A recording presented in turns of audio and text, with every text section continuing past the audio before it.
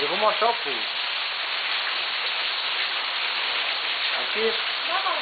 Dá, aqui é pra você, Cláudio, ó.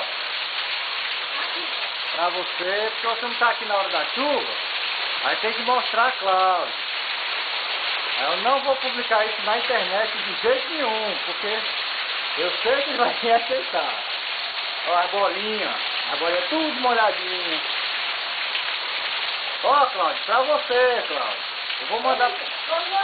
Vou botar no fundo de Meire, pra Meire passar pra vocês. E pedir pra ter caridade de uma veinha que mora aqui dentro, que vai fazer o quarto da veinha. Eu tenho certeza que você vai se sensibilizar e vai vir aqui olhar. Olha, Cláudio. Você é um menino bom. Tá vendo, meu? Diga a Cláudio pra vir aqui, ó. Vou mandando pra você, pra Meire, que é a nossa delegada, ó. Meire, minha advogada aqui, ó. Tenho certeza que o Cláudio vai me aceitar. Ó, viu aqui, ó, bichinho, ó. Tá vendo, Cláudio?